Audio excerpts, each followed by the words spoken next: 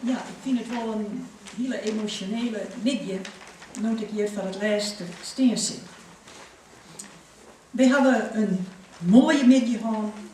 We gingen het zien, een diernemers bij de terugzetters.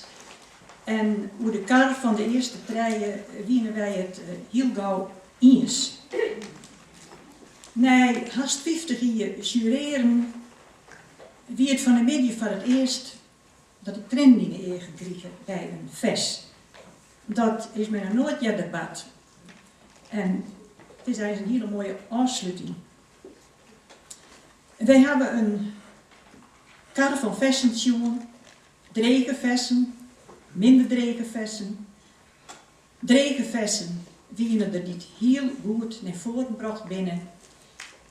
Maar er wienen ook een paar bij die een misschien te dreig vest keersen hienen. En dan wordt het een toer om een goede inleving te krijgen en om de sfeer van het vest en de bedoeling goed uit te dragen naar de zeel.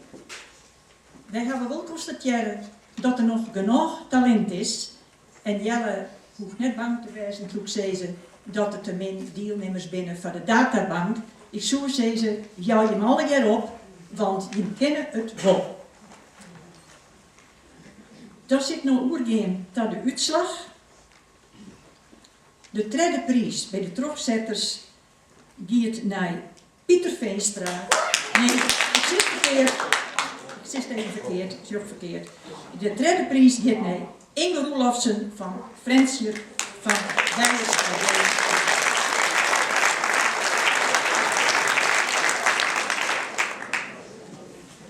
En de tweede prijs, die gaat naar Pieter Veenstra.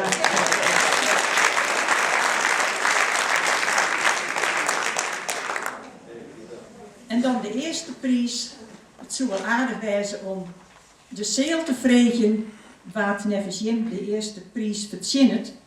Maar dat zal een beetje dreig worden om dat kleer te krijgen, denk ik.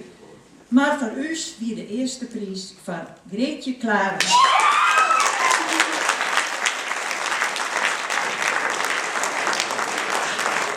Maar het vest Juffer Moederkoop van Tino.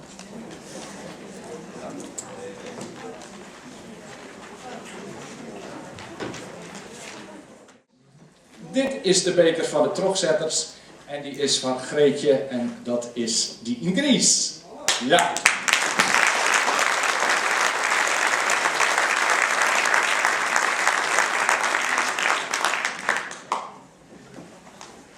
En ja, Klaske. Dan de tweede is dus van Inge Roelofsen. Slag het dat? Ja, feliciteer ik een aansto. Ja.